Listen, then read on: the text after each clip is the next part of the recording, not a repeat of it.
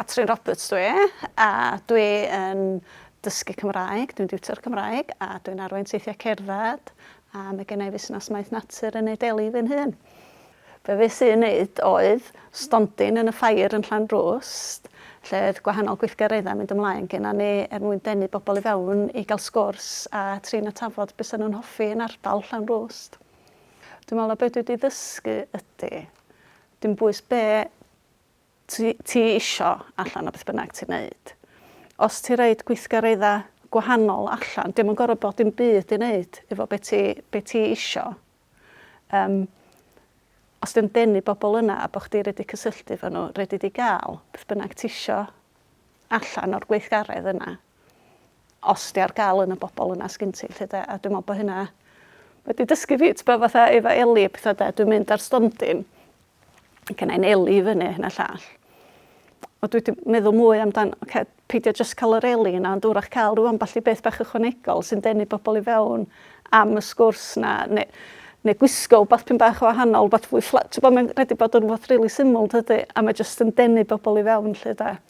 Mae hefyd hyrwyddo pethau bobl eraill, na stondin maeth natur ydi o, hyrwyddo rhywun sy'n ei massages, yr beth. Ti'n bod, so, fe gyd yn plethu, dydy, mae'n dylanwad ar bob peth, does. So dwi'n meddwl dyna di'r beth mwyaf.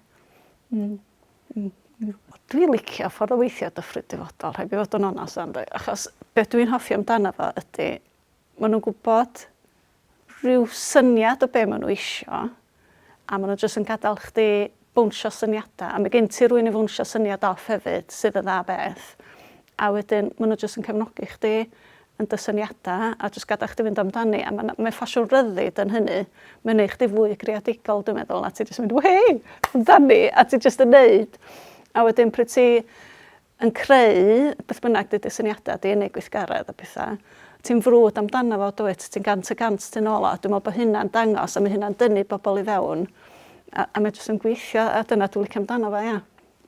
Dwi'n meddwl bod ffordd yna o weithio yn bwysig achos dyna di ffordd naturiol bobl i weithredu fe'i gilydd, jyst yn reddfol mynd amdani. Lle, os di pethau'n tueddu bod mewn bocs, mae bobl yn trio ffitio fewn i'r bocs na. Fatha os ysgyn ti holiadur ffurfiol, a mae bobl yn gwybod bod o amdan bananas. Yeah? Maen nhw'n gwybod bod rhaid nhw gadw i'r topic o bananas ac eith nhw'n mynd off yn un lle arall. Ond mae yna lot o bethau eraill yn gysylltiedig ar banana nad oes, a sy'n cael effaith. A dyna dwi'n licio am y ffordd yma weithio, ydy mae'n jyst gadael i'r cwsmar, os licio di, jyst bod yr rhydd i ffordd a jyst agor i fyny yn llwyr yn hytrach na jyst trio sticio fewn i'r llwybr cyfyng, lle da. Ie, dwi'n licio fo.